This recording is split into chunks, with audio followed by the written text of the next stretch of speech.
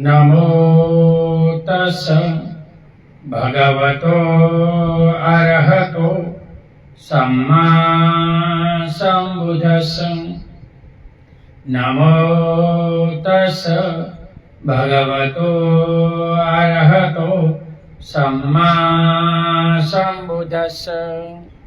नमो तस् भगवतो अरहतो सम्मा सम्बुद्धस्स। बुद्धं शरणं गच्छामि, धम्मं शरणं गच्छामि, संघं शरणं गच्छामि। द्वितीयं तृतीयं बुद्धं शरणं गच्छामि, धम्मं शरणं गच्छामि, संघं शरणं गच्छामि। इतिपिसो भगवारहं सम्मा सम्बुद्धो बीजाचरण संपन्नो सुगतो लोकविदु अनुत्तरो पुरुषधम्म सारथि सत्ता देव मनुष्यानं बुद्धो भगवन्।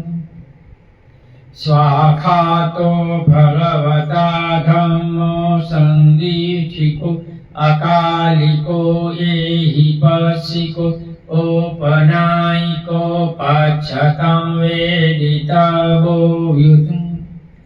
सुपटिपन्नो भगवतो सावक संग उजुपटिपन्नो भगवतो सावक संग सामिति पटिपन्नो भगवतो सावक संग।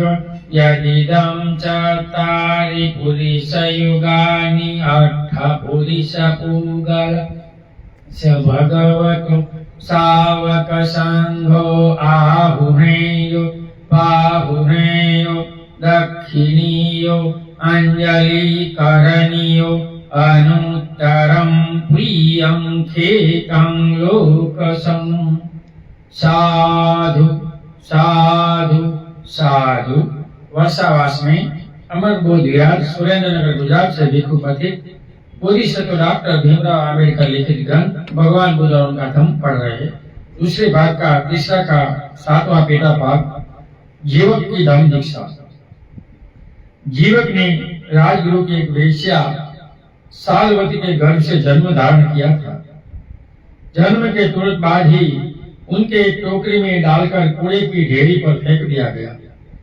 अज्ञात पिता का पुत्र जो था, क्या हुआ? जीवक। अज्ञात पिता का, एक वेश्या का पुत्र था। वेश्या का कोई पिता नहीं होता, इसलिए ऐसा होता है। बहुत से लोग कूड़े के ढेर पास खड़े होकर बच्चे को देख रहे थे। राजकुमार अभय का उधर से गुजरना हुआ। उसने लोगों से पूछा, लोगों ने बताया यह जीवित है। इससे पूछा ये क्यों इकट्ठा हुआ? बच्चा कोई जन्म कर फेंक गया है कूड़े में, ये कौवा खा रहे तो हम गए, क्योंकि मर गया, जिंदा है कि जिंदा है, इसलिए इसका नाम जीवक पड़ा। इसलिए उनका नाम जीवक पड़ा। अभय ने उसे अपना लिया और पालन पोषण बड़ा किया। अभी भी बिना माँ बाप के बच्चे की जवाबदारी सरकार की होती है। ऐसे बुद्धिकाल के भी राजा महाराजा बिना माँ बाप के बच्चों को पालते होंगे। जीवन बड़ा हुआ तो उसे पता लगा कि किस प्रकार उनका जीवन सुरक्षित रहा था। उसकी उत्कट अभिलाषा हुई कि वह अपने आप को दूसरों का जीवन बचाने के लिए अधिकाधिक योग्य बने। मैं बचा हूँ, बिना माँ बाप का हूँ, तो मुझे बचाने वाला कोई है तो मुझे भी जगत को बचाना चाहिए, इसलिए मैं डॉक्टर बनूंगा। ऐसा इसके चित्त में अपेक्षा हो, इच्छा हो। इसलिए वह अभय को बिना बताए तक्षशिला विद्यालय में पढ़ने के लिए चला गया और वहां उसने अध्ययन में 7 वर्ष बिताए। अभी भी डॉक्टर बनाने में 6 वर्ष बन जाते, इस साल में 7 वर्ष थे। राजपुर लौटकर उसने चिकित्सा करनी आरंभ की और अचिर काल में बड़ी प्रसिद्धि प्राप्त कर ली। बुद्धिमान लड़का था, अच्छी तरह पढ़ा था, मेधावी था, और नामना तो होगी ना। सर्वप्रथम उसने साकेत एक सेठ की स्त्री की चिकित्सा की। उसने अच्छा हो जाने पर उसे 16,000 काशापन, एक दास, एक दासी और घोड़े सहित एक गाड़ी मिली। देखो, नगर सेठ की पत्नी को कोई बीमारी थी माइंड की, तो ये इसने बीमार रद्द किया तो इनको बहुत अच्छा पैसा मिला। पहले में जमाने पैसे वाले की बीमारी दूर होती है तो अच्छा दान दे देते, कुछ फ्री नहीं होती, गरीब मफत कम पैसे में, और पैसे वाले ज्यादा देते। उसकी योग्यता जान अभय ने उसे अपने ही भवन में रख लिया। अभय राजकुमार को पता चला तो अच्छी चिकित्सा करता, तो बोला तुझे किसी की चिकित्सा नहीं करनी है, राजा ने तुझे बड़ा किया, तुझे राज का वैद्य बनना है, किसी का नहीं, छोड़ दो सब चीज। लेकिन वो भिक्षु की सेवा तो करता था फ्री में। राजगृह में ही उसने राजा बिंबिसार का भयानक भगंदर रोग अच्छा किया। राजा बिंबिसार को भगंदर हो गए, जो मल का रोग होता है, सब टूट जाता है, निकल जाता है बाहर हाथ से, तो वो इसने अच्छा किया। कहा जाता है कि इससे प्रसन्न होकर राजा की सभी 500 रानियों ने अपने अपने सभी गहने जीवक को दे दिए। देखो, राजा को 500 रानियां थी, जब बीमारी मिट गई तो सब रानियों ने अपने गहने दे दिए। जीवक तो पैसे वाला हो गया। उल्लेख करने लायक चिकित्साओं में उनकी एक शल्य चिकित्सा थी जो जीवक ने राजगुरु के एक शेष की खोपड़ी की थी। कभी इंसान खोपड़ी खोलकर ऑपरेशन नहीं करते थे, तभी आज से 2,500 साल पहले जीवक ने खोपड़ी खोलकर सफल ऑपरेशन किया। इतना अच्छा वाइट डॉक्टर था। और दूसरी बनारस के उस सृष्टि के लड़के की जो अंतियों के रोग को चिरताल से दुखी था। तो बनारस के एक सेठ था, इनके लड़के को अंती आंतड़ा का रोग हुआ था, तो बीतता नहीं था, तो वो भी इसने मिटाया। जीवक को राजा ने अपना तथा अपने रानीवास का राजवैद्य नियुक्त कर दिया कि मुझे 500 रानियां है, कभी कभी कोई न कोई बीमार वगैरह होता है तो तुम्हें ये काम करना है। देखो, राजा का 500 रानी थी। देखो कितना अय्यासी राजा होगा। 500 रानी अय्यासी ना, एक राजा और 500 रानी। लेकिन जीवक की तथागत में बड़ी भक्ति थी। वह बुद्ध और संत का भी चिकित्सक था। भगवान बुद्ध की ओर जीवक की बहुत अच्छी श्रद्धा थी। वो भिक्षुओं को मुफ्त में सेवा देता था। वह भगवान तथागत का उपासक बना। भगवान बुद्ध ने उसे भिक्षु नहीं बनाया, क्योंकि वह चाहते थे कि वह चिकित्सा द्वारा रोगियों और जीवकों की सेवा करे। जीवक को भिक्षु बना था, लेकिन भगवान ने मना किया कि इंसान की सेवा कर, अगले जन्म में सोतापति बनकर तुझे बनना। अभी लोगों की सेवा करो, सोतापति सतुका में आना का नहीं बन सकता है। इसके बाद अगले जन्म में, तो दूसरे जन्म में मुक्त हो, ये जन्म में सेवा कर। बिंबिसार के मृत्यु के अंतर जीवक उससे पुत्र अजातशत्रु का भी चिकित्सक रहा। बिंबिसार मर गया, अजातशत्रु का बेटा जबरदस्ती राज पर बैठा, गद्दी पर अपने पिता को मारकर, वो भी इनके भी चिकित्सक रहा। पृथ्वी हत्या का पाप कर चुकने के बाद अजातशत्रु को तथागत के समीप लाने में मुख्य हाथ जीवक का ही था।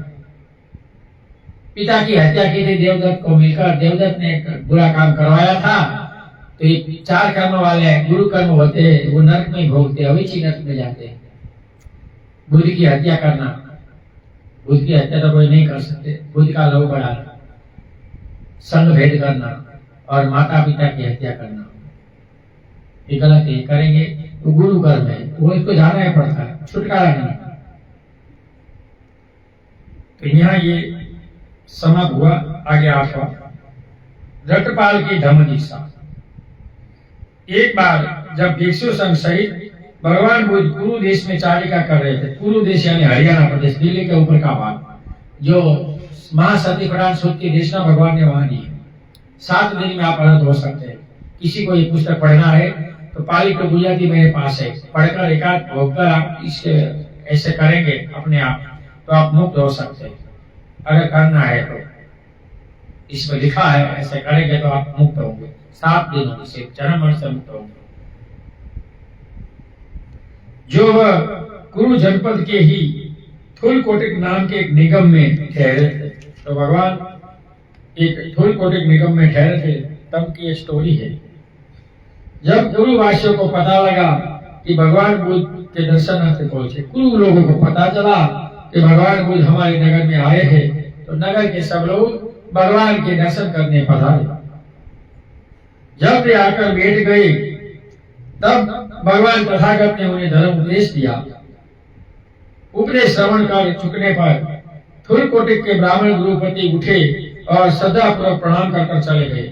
तो बुद्ध को 3 प्रकार से प्रणाम किया जाता था। बैठे बैठे 2 हाथ जोड़कर करें जो अंजलि करें, पंजाब प्रणाम, और लंबा हो जाए वो अष्टांग प्रणाम। जिनको जो श्रद्धा है ऐसे लोग करेंगे।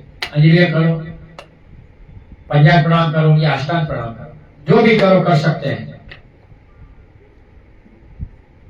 उन ब्राह्मण गुरुपतियों के बीच रटपाल नाम का एक तरुण बैठा था, जो कि एक श्रेष्ठ क्रोध उत्पन्न था।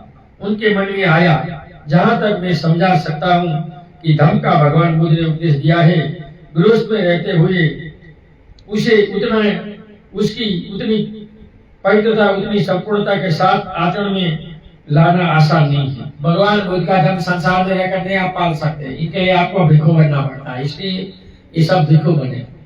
और ये गुरु वाले बहुत से बोलते संसार में रहकर सब कुछ होता है, बच्चे होता है और कुछ नहीं होते, ये तो मूर्खता की बात है।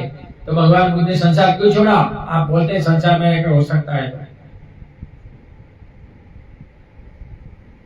संसार में रहकर इंसान 3 कर्म कर सकते हैं, इसलिए संसार के धर्म को महाधर्म कहा है। बड़ा पहला कि संसार दान कर सकता है कमाई कर, दूसरा संसार सेवा कर सकता है कमाई कर, और तीसरा संसार धर्म का आचरण कर सकता है खुद की कमाई से। हम कुछ भी करें लेकिन कमाई हमारी नहीं है, फल दूसरों का है।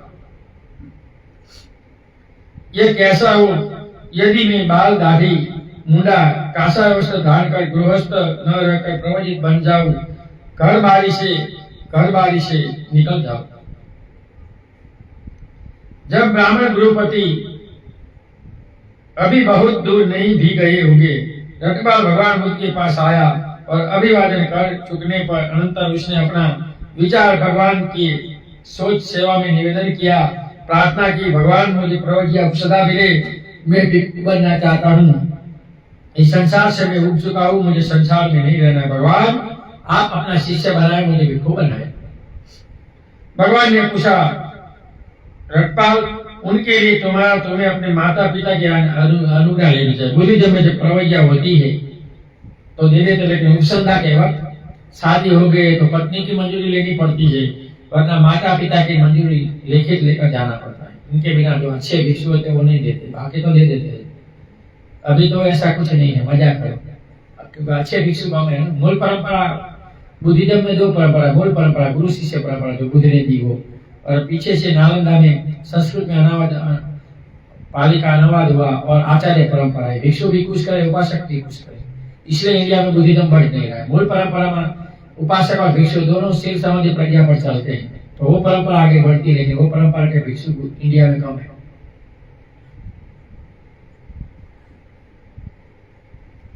रटपाल ने उत्तर दिया, नहीं भगवान, नहीं, जिन्हें माता पिता से अनुज्ञा प्राप्त नहीं होती उन्हें मैं प्रवजित नहीं करता।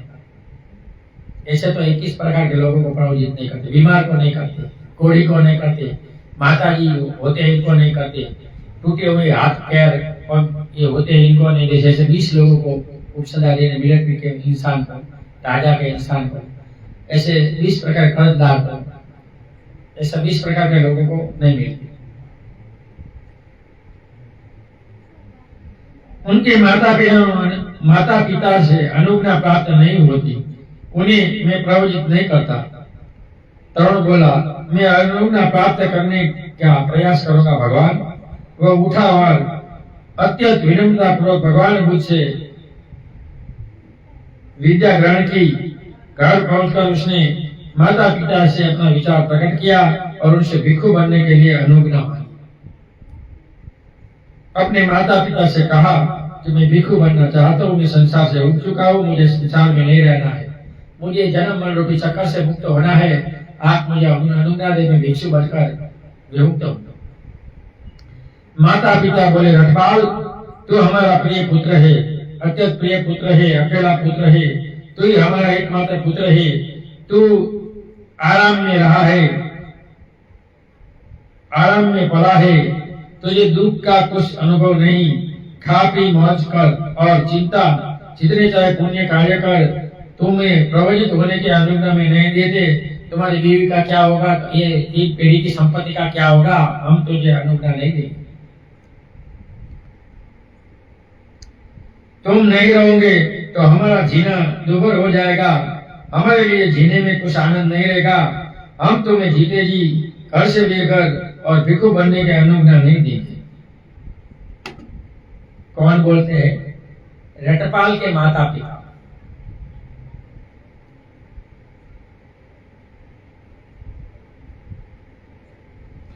रटपाल ने दूसरी बार भी याचना की, तीसरी बार भी याचना की, लेकिन माता पिता हर बार वही जवाब दिया, माने नहीं। जब वह इसी प्रकार अपने माता पिता की अनुज्ञा प्राप्त करने में असफल रहा, तो वह तरुण नंगी जमीन पर लेट गया गर्मी में कि आप मुझे मंजूरी नहीं देंगे तो मैं वही मर जाऊंगा। और बोला, या तो मैं भिक्षु बनूंगा या यहीं पड़कर मर जाऊंगा। आप भी अपनी हक लेते हैं तो मैं भी हक लेता हूँ। बाल हक पर माता पिता को मानना पड़ा। उसके माता पिता ने भिक्षु बनने के प्रति अपना विरोध प्रकट करते हुए उससे उठ बैठने का बहुत आग्रह किया, लेकिन रटपाल उठा नहीं। मर जाऊंगा मैं, उठूंगा नहीं। अधिष्ठान लिया था, दृढ़ अधिष्ठान, और बिना अधिष्ठान कोई मन बनता नहीं। लेकिन रटपाल मुंह से एक शब्द नहीं बोला। उन्होंने दूसरी बार, तीसरी बार, बार बार इसी प्रकार को आग्रह किया, तब भी रटपाल चुप रहा। उठाने में गर्मी में सोया रहा बाहर। माता पिता दुखी हो गए। इनके मित्र को बुलाकर कहा, इनको समझाओ। उनके माता पिता ने रटपाल के मित्रों को सारी बात बताकर उससे कहा कि वे अपनी ओर से रटपाल से आग्रह करें, इसको उठाओ, मैं तुमको खुश करूंगा। इनको समझाकर खड़ा करो। वो मानता नहीं, इनको कहो। अभी भी बहुत से लड़के मानते नहीं माता पिता, अभी तो स्थापन पे वही है। उनके मित्रों ने 3 बार प्रयास किया, किंतु वह एक भी शब्द नहीं बोला। तब उनके मित्र रटपाल के माता पिता के पास गए और बोले, वहां वह नंगी जमीन पर पड़ा है, गर्मी में पड़ा है, वो मर जाएगा, लेकिन मीना नहीं कहेगा। कहता है, या तो भिक्षु बनूंगा या वहीं पड़ा पड़ा मर जाऊंगा। इन्हें अधिष्ठान लिया, वो मर जाएगा। माता इनको मंजूरी दो तो आप देख सकेंगे, लेकिन मर जाएगा तो आप क्या करेंगे? यदि तुम अनुज्ञा नहीं दोगे तो वही जीते जी वही पड़ेगा और मर जाएगा। लेकिन यदि तुम अनुज्ञा दे दी तो उसे भिक्षु बनने पर भी तुम देख सकोगे, मिल सकोगे, अपने घर बुला सकोगे। तो अच्छा है कि माता पिता को इसको मित्र ने समझाया कि तुम अनुज्ञा दे दो, अगर तुमने पति को जिंदा देखना है, बच्चे को। तो यदि भिक्षु जीवन में उनका मन नहीं रमेगा, अर्थात उस भिक्षु रहना अच्छा नहीं लगेगा, तो वही वापस चले आने में अतिरिक्त दूसरा क्या करेगा? आप उनसे अपनी अनुज्ञा दे दे। अगर उनको भिक्षु बनना ठीक नहीं लगा, वहाँ अच्छा नहीं हुआ, वापस आ जाएगा। वहां तो ऐसी परंपरा है, जीवन में मरना नहीं, भिक्षु में ठीक नहीं लगा तो वापस जा सकते। बाबा का भी बिगाड़ने की बात नहीं है। यहाँ फ्लेक्सिबल है बुद्धिज्म में।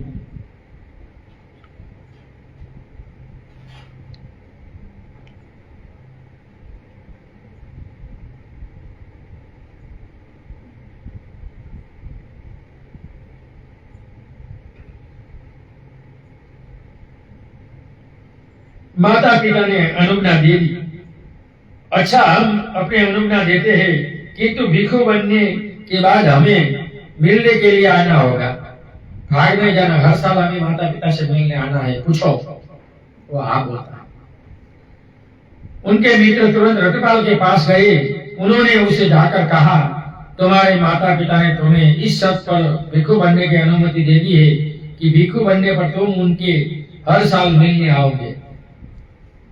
देखो क्या होता है, आगे देखते हैं। तब रटपाल उठा और सशक्त होने पर भगवान तथागत के पास पहुंचा और अभिवादन करने के बाद एक और बैठकर निवेदन किया। ऊपर बैठा और भगवान को निवेदन किया, भगवान मैं भिक्षु बनने के लिए आया हूँ, भगवान मेरा स्वीकार कर। मुझे अपने माता पिता से भिक्षु बनने की अनुज्ञा मिल गई है भगवान, मेरी प्रार्थना स्वीकार करे भगवान, मुझे संग में दीक्षित करे भगवान, मुझे भिक्षु बनाए। रटपाल ने प्रवैया और उपसंदा प्राप्त की। थूलकोटिक में यथेष्ट ठहरकर उनके 2 सप्ताह बाद भगवान बुद्ध चारिका के लिए सारस्वती की ओर चल पड़े। तो वो थूलकोटिक जो नगर था, वहां 2 हफ्ते भगवान रहे। आजू बाजू के नगर में गए, लोगों को उपदेश दिया, शिष्य बनाए और इनसे बाद से वहां निकले। ये कुरु देश की बात है। कुरु देश के लोग बुद्धिशाली थे, इसलिए भगवान ने महासती पठान सूक्त की देशना कुरु देश में संसारी लोगों को दी। नगर भिक्षु के लिए भी कठिन है महापरित्राण सूक्त पर साधना। सारस्वती पहुंचकर वे अनाथ पिंडक के जेतवन विहार में ठहरने लगे। तो भगवान सारस्वती गए तो अनाथ पिंडक ने सोना पाथर कर विहार बनाया था जेत राजकुमार की जमीन लेकर, और वो विहार भगवान बुद्ध को दान कर दिया। देखो, उपासक खुद के पैसों से विहार बनाकर भिक्षु संघ को दान देते हैं, या उपासक इकट्ठे होकर लोगों को टंड कर पैसा बनाकर विहार बनाकर बिजनेस करते हैं। हमारे यहाँ एक है विहार ऐसा सुरेंद्र नगर, गुजरात में तो बहुत विहार है ऐसे। उपासक चलाते हैं, लोगों को मूर्ख बनाते हैं और अपना चलाते हैं और चलता है। भिक्षु का नहीं चलना चाहिए, इनका चलना चाहिए। अकेले एकांत में रहते हुए सतत प्रयत्न से रटपाल ने अचिर काल में ही उस उपदेश को प्राप्त किया जिनकी प्राप्ति के लिए कुल पुत्र घर से बेघर होकर भिक्षु जीवन ग्रहण करते हैं। तो भिक्षु जीवन होकर ज्ञान साधना अकेले रहकर श्रोतापदी सपुत्कामी अनागामी अर्थ हो जाते हैं। वैसे रटपाल ने सब प्राप्त कर लिया। भगवान काल में भगवान ऐसे सारथी थे कि कैसे वो अर्थ होगा वो पता चलता, लेकिन अभी तो ऐसा भिक्षु ही नहीं, क्या करें। मानव जीवन में श्रेष्ठतम आदर्श के लिए भिक्षु जीवन ग्रहण करते हैं, वो एकांत में रहकर इसने रटपाल ने प्राप्त कर लिया। तब वह भगवान बुद्ध के पास गया और अभिवादन करने के अंतर बोला, आपकी अनुमति है तो मेरे माता पिता को मैं मिलने जाना चाहता हूँ, तो आप मुझे आज्ञा दे तो मैं अपने माता पिता से मिलने जाऊँ।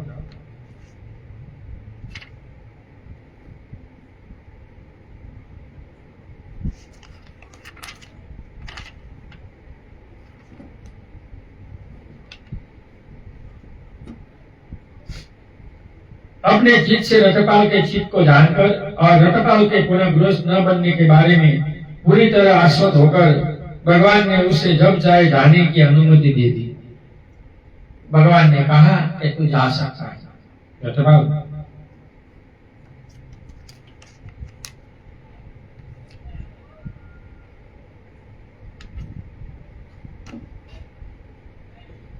तब अत्यंत विनम्रता पूर्वक भगवान बुद्ध से विदा ग्रहण कर अपना पात्र जीवन ले रटपाल थूलकोटिक की ओर चारिका के लिए निकल पड़ा।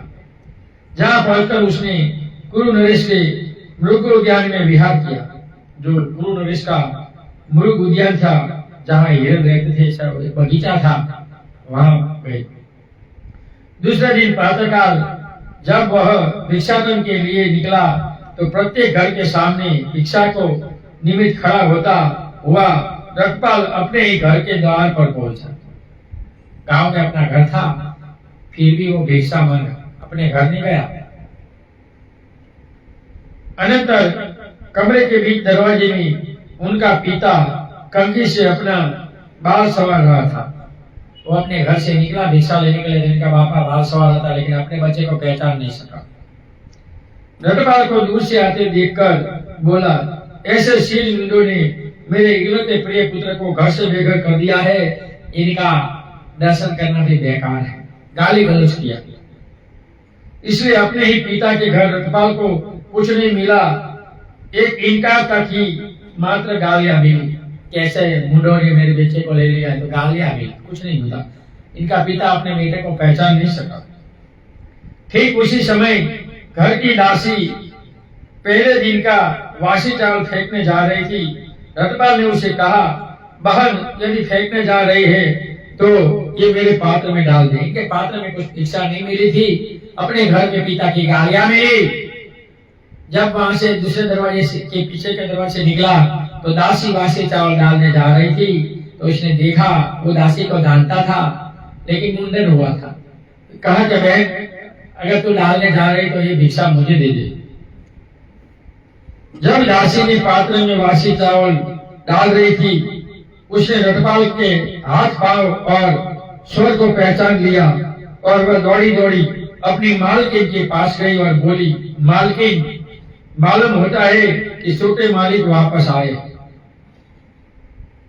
रटपाल की माँ के पास जाकर दासी बोली, माँ बोली, यही तेरा कहना ठीक है, तो तू दासता के बंधन से इसी क्षण मुक्त हो। बुद्ध काल में दास दासियां खरीदे जाते थे, इंसान खरीदे जाते थे, ऐसी परंपरा राज परंपरा में थी। वह दौड़ी दौड़ी अपने पति के पास गई और कहा कि उसने सुना है कि उनका पुत्र लौट आया है।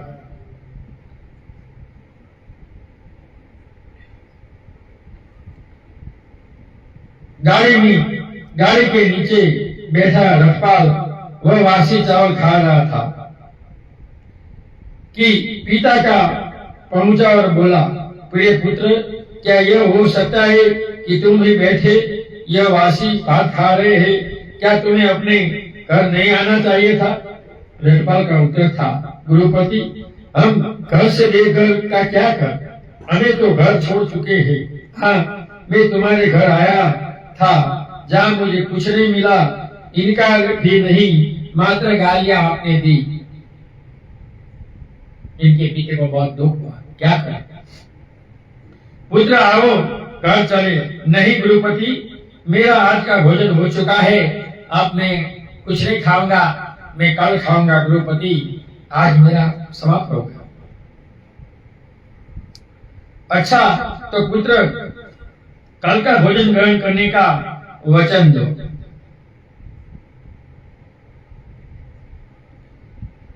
भिखु रटपाल ने मौन रहकर स्वीकार किया।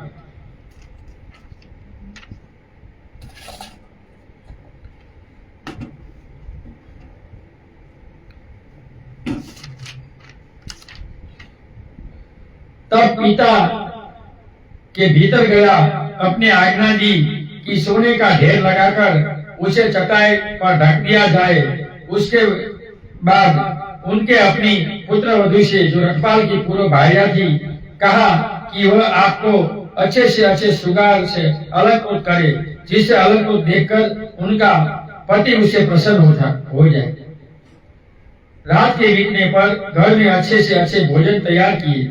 रटपाल को तैयारी की सूचना दी गई। उस पूर्वांत में रटपाल उचित ढंग से चिवर धारण किए तथा अपना पात्र चिवर लिए आकर अपने लिए सज्जित आसन पर विराजमान हुए। तब उन्हें सोने के ढेर से चटाई हटाकर रटपाल के पिता ने कहा, यह तुम्हारा मातृधन है, यह पितृधन है, यह तुम्हारा बाप दादा के समय के चला आया है। तुम्हारे पास भोगने के लिए बहुत से और पुण्य करने के लिए भी बहुत है। पुत्र, अपनी श्रमणचर्या को त्याग दो, गुरु से निम्नतर जीवन को पुनः अंगीकार कर ले, भोगी और पुण्य भी कर। रटपाल का उत्तर था, गुरुपति, यदि मेरा कहना मानो तो ये सोने को, इस सारे ढेर को गाड़ी में लगाकर बीच गंगा में फेंक दो। ये दुख का कारण है। यह किसलिए? क्योंकि इससे तुम्हें दुख, दोमनीय क्लेश, मन और शरीर की पीड़ा और कष्ट होने वाला है, उसके सिवा कुछ नहीं। उसके पांव पकड़कर रटपाल की अन्य पत्नियां पूछने लगी, आखिर ये अप्सरा कैसी है जिनके लिए ये ब्रह्मचर्यवास कर रहा है? रटपाल का उत्तर था, बहनों, किन्हीं अप्सराओं के लिए नहीं, अपने लिए बहनों। सबूत न सुना तो इनकी पत्नियां मूर्छित होकर जमीन पर गिर गई। अपनी पत्नियों को बहनों कहा। रटपाल के पिता ने कहा, गुरुपति, यदि भोजन कराना है तो कष्ट मत दो, पुत्र भोजन तैयार है, करो। कहकर पिता ने रटपाल को यथेष्ट भोजन कराया। भोजन प्राप्त कुरु नरेश के मृग उद्यान में चला गया और वहां पहुंचकर मध्याह्न की धूप, कड़ी धूप के समय एक वृक्ष की छाया में नीचे बैठ गया। राजा ने अपनी माली को आज्ञा दे रखी थी कि उन्हें बाघ को देखने आने के पहले वो ठीक तरह करके रखे। माली अपना काम कर रहा था। रटपाल तो एक वृक्ष के नीचे बैठा है। उसने राजा को सूचना दी कि बाग में तो सब ठीक ठाक है, लेकिन एक वृक्ष के नीचे वह रटपाल विराजमान है जिनके बारे में महाराज ने सुना था। आज उद्यान यात्रा रहने दो, आज मैं उन समर के दर्शन करूंगा। पिता की पाथे आवश्यकता था, उस सब की तैयारी की। आज्ञा दे, अपने अनुयायियों को साथ ले। वह राज के रथ पर चढ़ा और रटपाल को देखने के लिए नगर से बाहर निकला। राजा को पता था वो नगर से का लड़का था, इसलिए चलो इसे गिरो। जहां तक रथ से जाना योग्य था वहां तक रथ से जाकर और आगे पैदल चलकर अपने अनुयायियों सहित राजा वहां पहुंचा जहां रटपाल विराजमान थे। कुशल सेन की बातचीत को चुकने पर स्वयं अभी भी खड़े हुए राजा ने रटपाल को फूलों की ढेर पर बैठने का निमंत्रण दिया। फूलों का ढेर का आप बैठो। नहीं राजन, आप वहां बैठे, अपने स्थान पर मैं बैठा हूं। संकेत दिए पर स्थान पर बैठकर राजा ने कहा, रटपाल, 4 तरह की कहानियां हैं जिनके कारण मनुष्य दाढ़ी मूंड कासाय वस्त्र धारण करते घर से बेघर होते हैं। पहला, बुढ़ापे के कारण। दूसरा, गिरता हुआ स्वास्थ्य के कारण। तीसरा, गरीबी के कारण। और चौथा, निकट संबंधी मर जाते हैं तो लोग बाबा भिक्षु होते हैं। तुम क्यों हुए? तुझे तो ऐसा कुछ नहीं है।